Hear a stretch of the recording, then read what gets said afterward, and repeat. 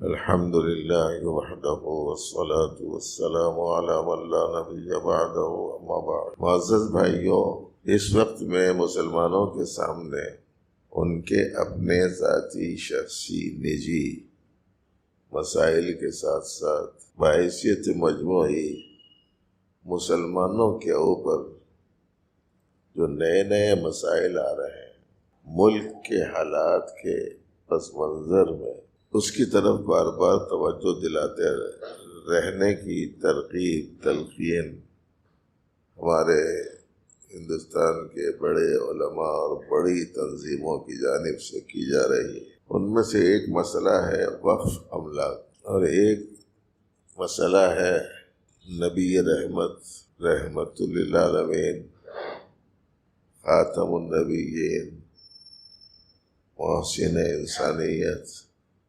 محسن عالم، رہبر اعظم، صادق اور مصدوق صلی اللہ علیہ وآلہ وسلم کے بارے میں، ان کے خاندان والوں کے سلسلے میں نامناسب باتیں، توہین آمیز کلمات، ان کی شان میں گستاخانہ جسارتیں،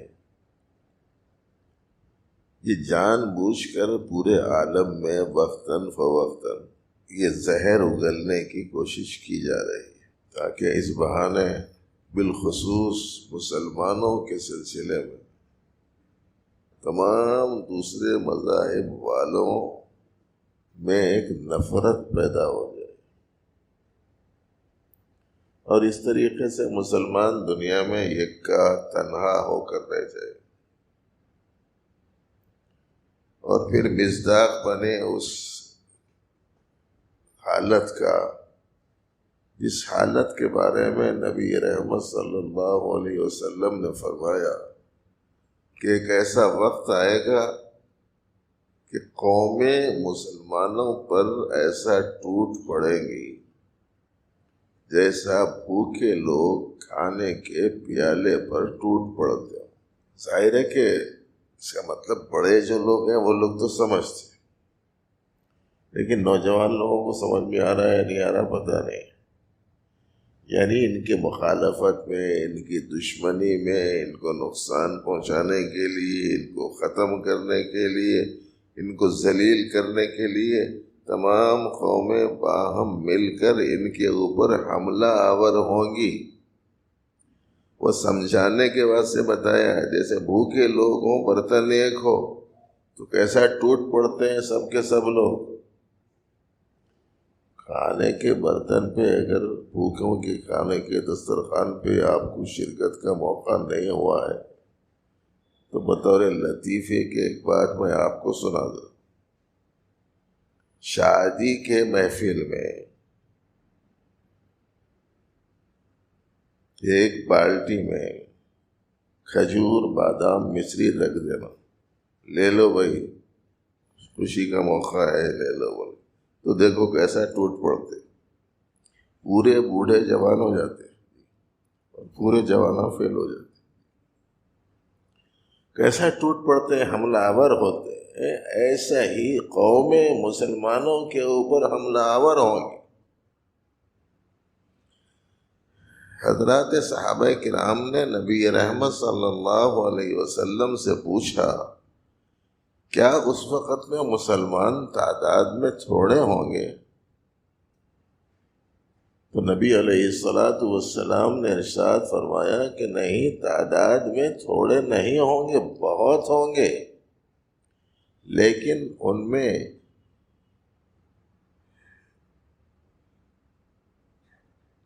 ایک بیماری ہوگی جس کا نام ہے وہن، واو ہا نون، وہن ہوگا۔ یہ بیماری کیا ہے؟ یہ بیماری دراصل 2 وائرس کا مجموعہ ہے۔ یہ بیماری 2 وائرس کا مجموعہ ہے۔ وہ گھس گیا تو نہیں، وہ ذرا دیکھ لینا اپنے اندر۔ ایک وائرس کا نام ہے دنیا کی محبت، اور دوسری وائرس کا نام ہے موت کو پسند نہ کرنا، موت کو نہیں چاہنا۔ حضرات صحابہ کرام جب میدان جنگ میں جاتے تھے، دشمن تعداد میں بہت ہوتا تھا، تو پہلے آمنا سامنا لڑائی ہوتی تھی، اور آمنے سامنے لڑائی بھی ایک دم نہیں شروع ہوتی تھی۔ مخالف کے لشکر کا بڑا اور اسلامی لشکر کا بڑا دونوں پہلے آمنے سامنے آتے تھے، آپس میں بات کرتے تھے، اپنا اپنا مقصد بتاتے تھے کہ دیکھو ہم ایک حق کی دعوت لے کر جا رہے ہیں، یا تو آپ حق کی دعوت قبول کر لو، اور اگر قبول نہیں کرتے تو کم از کم اس دعوت میں رکاوٹ مت بنو۔ نہیں قبول بھی نہیں کرتے، ماتحت ہو کر بھی نہیں رہتے، تو پھر جنگ ہوگی۔ یہ اسلامی لشکر بولتا تھا، لشکر کا سپاہ سالار بولتا تھا۔ اب سامنے والا حق قبول کر لے تو جھگڑا ختم ہو جاتا۔ ٹھیک ہے، آپ کو کوئی رکاوٹ نہیں ڈالیں گے اور آپ کے ماتحت رہیں گے، ہم اپنے اپنے مذہب کے مطابق زندگی گزاریں گے، تو بھی جھگڑا ختم ہو جاتا۔ مگر سامنے والا عام طور پر کیسا ہوتا ہے؟ ایسا جیسے آج کل کے نوجوان۔ کیسے آج کل کے نوجوان؟ آج کل کے نوجوان نام ہے ان لوگوں کا جن کی ناک پر غصہ ہوتا، ذری سی بات پہ ایک دم جوش میں آ جانا۔ وہ سامنے والا ویسا ہوتا تھا۔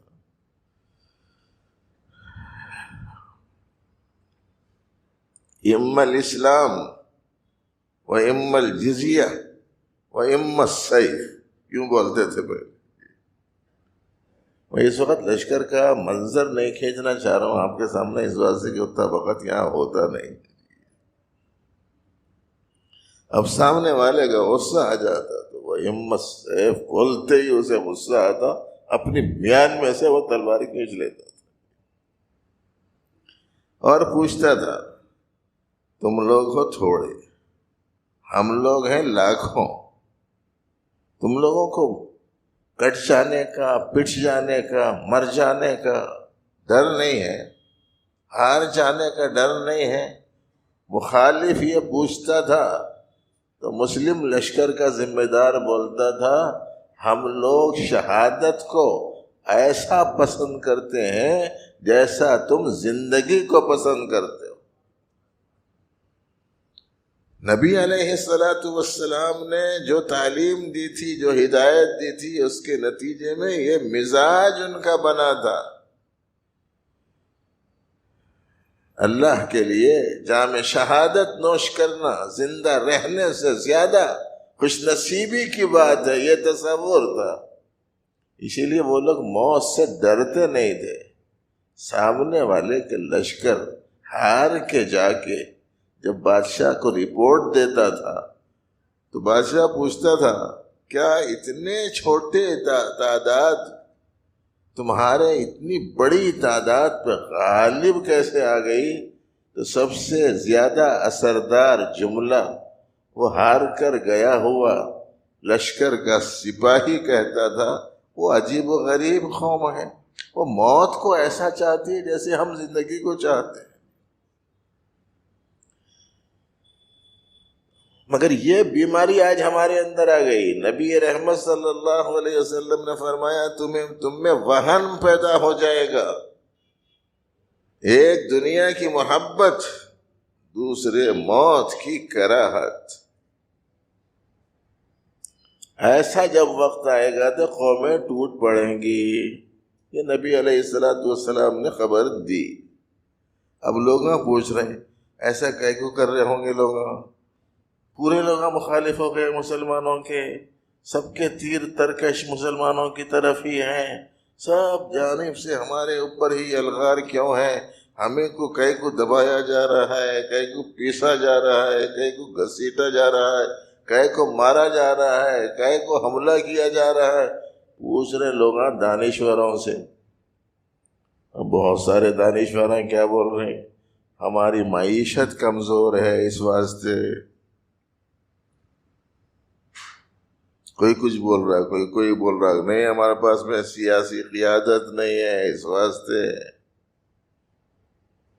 ارے بھائی، نبی علیہ السلام نے جو بتایا وہ سوچو پہلے، اس کا بھی ایک اثر ہو سکتا ہے مگر سبب ظاہری کی حیثیت، لیکن اثر جو ہے وہ یہ کہ یہ دو بیماریاں ہمارے اندرون میں آ گئیں، اس کے نتیجے میں آج ہمارا حال یہ ہے کہ پیغمبر آخر الزمان، امام الانبیاء والمرسلین، رحمت للعالمین، خاتم النبیین صلی اللہ علیہ وسلم کی شان میں گستاخی ہوتی ہے، اور مسلمانوں کے دلوں میں کسی قسم کا کوئی دکھ، کوئی تکلیف یا اس صورتحال سے نمٹنے کے لیے کوئی جذبہ، کوئی حوصلہ، کوئی ہمت ان میں پائی ہی نہیں جاتی۔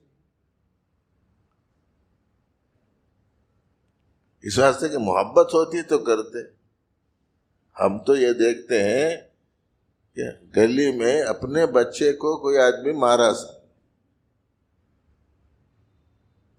بچہ جا کے بولا میں کو مارے، وہاں گیا تو کیسا نکلتے ہیں خاندان والے، میرے بچے کو ہاتھ کیسا لگایا بولے؟ ارے ایسا ایک بچہ نہیں، لاکھوں کروڑوں بچے قربان، اربوں خربوں بچے قربان نبی رحمت صلی اللہ علیہ وآلہ وسلم کی ناموس رسالت پر، عظمت نبوی پر۔ کوئی حیثیت نہیں ہے دنیا کی چیزوں کی، لیکن آج ایسا ہو رہا ہے۔ اس کی بنا پر بھائیوں،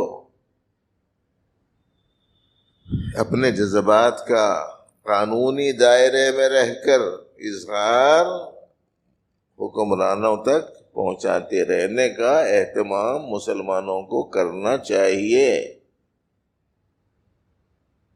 بے ہوشی کے ساتھ میں نہیں، ہوش کے ساتھ آواز اٹھانی چاہیے۔ جس کو لکھنا آتا ہے وہ لکھے، جس کو بولنا آتا ہے وہ بولے، جو ساتھ دے سکتا ہے وہ ساتھ دے، جو قانونی حیثیت میں کوئی اور جدوجہد کر سکتا ہے تو کرے، لیکن تڑپے، بے چین ہو، دعا مانگے کہ اللہ ہدایت دے دے ان کو، اور سمجھا دے نبی رحمت صلی اللہ علیہ وسلم کی رفعت و بزرگی کو، جن کے بارے میں اللہ نے فرمایا وَرَفَعْنَا لَكَ ذِكْرَكَ، اے حبیب صلی اللہ علیہ وسلم ہم نے آپ کے ذکر کو بلند کیا۔ دنیا بھر میں اذانیں ہوتی ہیں، اور دنیا بھر میں اذانیں ہمارے پاس میں صرف 5 وقت ہوتی ہیں، لیکن پتہ نہیں یہ مسئلہ آپ کو معلوم ہے یا نہیں ہے، پوری دنیا میں ہر وقت اذان چلتی رہتی ہے، پوری دنیا میں ہر وقت اذان چلتی رہتی ہے۔ کوئی سنائے نہیں سنائے پتہ نہیں میرے کو، کسی جگہ فجر کا ٹائم ہے، کسی جگہ ظہر کا، کسی جگہ عصر کا، کسی جگہ مغرب کا، کسی جگہ عشاء کا۔ سورج کے گھومتے رہنے کے ساتھ ساتھ ٹائمنگ بدلتی رہتی ہے، اور کرۂ ارض پر پائے جانے والے آبادیوں کے اعتبار سے نمازوں کی ٹائمنگ بھی ایسے ہی چین کی طرح گھومتی رہتی ہے، اور جب چین کی طرح گھومتی رہتی ہے تو اسی اعتبار سے اذانیں بھی گونجتی رہتی ہیں۔ 24 گھنٹے جہاں اشہد ان لا الہ الا اللہ کی آواز بلند ہوتی ہے، وہیں اشہد ان محمد رسول اللہ کی آواز بھی بلند ہوتی رہتی ہے۔ یہ تو وہ ہے جو صرف اذان کا معاملہ ہے۔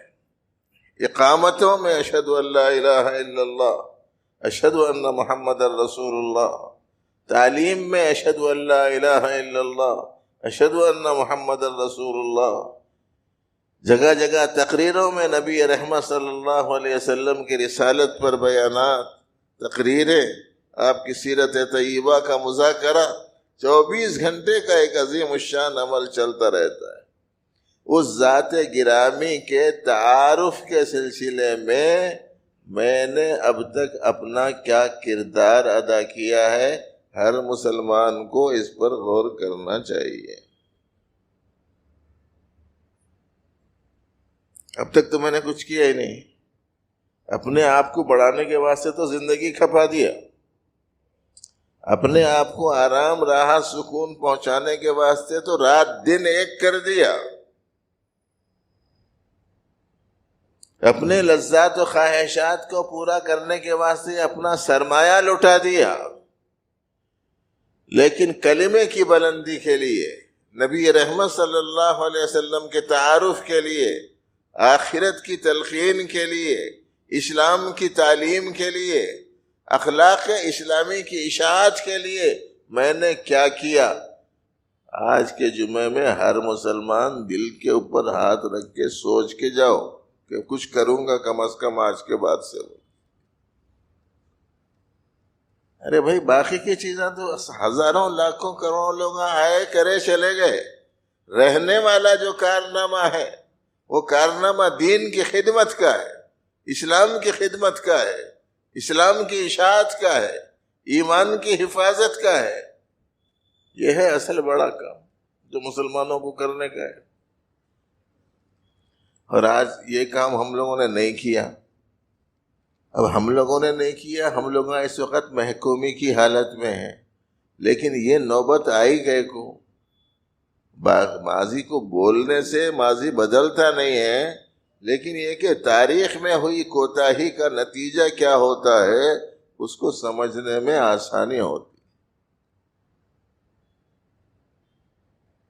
وہ یہ کہ صاحب سینکڑوں سال حکومت کرے، لیکن اسلام کی اشاعت، اسلام کی حفاظت، اللہ کا تعارف، نبی کا تعارف، آخرت کی تفصیل، حقائق کی تعلیم لوگوں کے سامنے لائے نہیں ہمارے لوگ۔ اب ہم لوگ ابھی وہی کرتے بیٹھے ہوئے، ہم کو بحث ہی نہیں ہے دین سے، ایمان سے، اسلام سے۔ دو ہی چیزوں سے بحث ہے، لائف لانگ ہونا، یہ زندگی لمبی رہنا، دنیا کی ہر چیز جمع ہو جانا، یہ دو ہی فارمولے ہیں اس وقت۔ پوری دنیا کا صفا مروہ بنا ہوا ہے، یہاں سے وہاں، وہاں سے وہاں، وہاں سے وہاں، وہاں سے وہاں۔ اس سے پہلے کسی وقت بولا تھا، کسی کمانے والے سے پوچھے کئی کو کما رہا، بولے تو کھانے کے واسطے، کسی کھانے والے سے پوچھے کئی کو کھا رہا، بولے تو کمانے کے واسطے۔ کھانا کمانا جیسا وہ ایک خالی بن گیا ہے دوڑ کا مرکز، اسی طریقے سے آج عالم انسانی کا مرکز بنا۔ اتنا تعجب نہیں تھا، عالم مسلمانی کا مرکز بھی یہی دو چیزیں بن گئی۔ اور حالانکہ نبی رحمت صلی اللہ علیہ وسلم نے روکا تھا اس چیز سے، اور فرمایا تھا کہ دیکھو، دو چیزوں سے اپنے آپ کو بچانا چاہیے، دنیا کی محبت دل میں نہ آئے، اور اللہ کی نسبت پر مرنے کے بارے میں کسی قسم کی کوئی ناپسندیدگی تمہارے اندرون میں نہ ہو۔ بہرحال بھائیوں، عظمت کو پہچانیے نبی رحمت صلی اللہ علیہ وسلم کی، اور اس کو زیادہ سے زیادہ لوگوں میں عام کرنے کی جدوجہد اور کوشش کرنا چاہیے۔ برادران وطن کو بتایا ہی نہیں گیا ہے آج تک کیا چیز ہے اسلام، بتایا نہیں گیا کہ کون ہے نبی کریم صلی اللہ علیہ وسلم۔ آپ اگر یہ بولے کہ وہ ایسے تھے، وہ ایسے تھے، وہ ایسے تھے، وہ قرآن میں ایسا ہے، حدیث میں ایسا ہے، تو جو قرآن و حدیث کو نہیں مانتے وہ لوگ نہیں مانیں گے نا۔ دنیا کے انگریزوں، دانشوروں، غیر مسلموں، ہندوؤں کے گروؤں اور ان کی کتابوں میں پیارے نبی علیہ الصلاۃ والسلام کی تعریف، تعارف، تفصیل، اہمیت، فضیلت موجود ہے مستقل طور پر۔ تمام ادیان عالم کے جو مقتدر اور با اثر لوگ رہے ہیں وہ ہمارے نبی علیہ الصلوۃ والسلام کی سچائی، اچھائی، رفعت و سربلندی سب کے قائل ہیں۔ اور یہ جو کبھی کبھی گروؤں کی شکل میں بعض لوگ آواز اٹھاتے خلاف میں، وہ اصل میں گرو نہیں رہتے، یہ یاد رکھو۔ اچھا، جو اصل گرو ہے کبھی نبی کی شان میں گستاخی نہیں کر سکتے، اس وجہ سے کہ اس کو معلوم ہے وہ کون ہے۔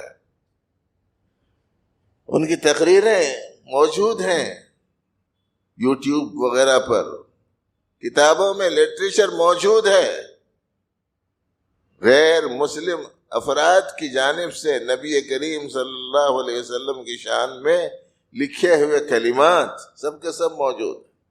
کم از کم اس کا تعارف کراؤ لوگوں کو، کچھ کرو دین اسلام کی حفاظت و اشاعت کے واسطے۔ ہاں دوسرے بھائی، یہ وقف املاک پر قبضہ کرنے کی چکر ہے، ایسا قانون بنانے کی فکر میں ہے کہ کسی طریقے سے رہی سے ہی یہ پراپرٹی جس کا اب تک استعمال ویسا نہیں ہو رہا جیسے ہونا چاہیے، ویسا ہوتا تو مسلمانوں کی حالت بہت اچھی ہوتی تھی۔ لیکن کم از کم تھی ایک چیز، اب کوشش کر رہے ہیں کہ وہ ہے سو چیز بھی برخاست کر دینا، اس کی تدبیریں ہو رہی، اس لیے پورے ملک کے مسلمانوں کو اس سلسلے میں کوشش بھی کرنی ہے۔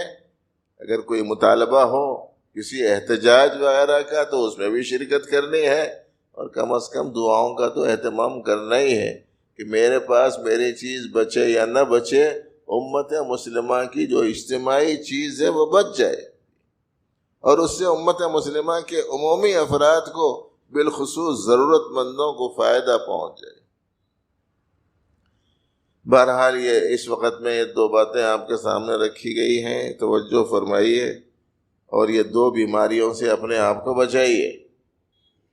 دنیا رہنے والی چیز نہیں ہے، نہیں رہنے والی چیز کی محبت میں گرفتار ہو جانا کوئی سمجھداری کی علامت نہیں ہے۔ بس اتنا ہی احتیاطی لفظ بول سکتا ہوں میں، اس سے بڑھ کے کچھ نہیں بول سکتا کہ بھائی نہیں رہنے والی چیز کو چاہنے میں ایسا لگے ہوئے ہیں، ایسا لگے ہوئے۔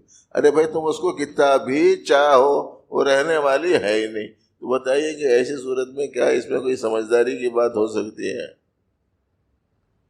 نہیں ملنے والی چیز ہے۔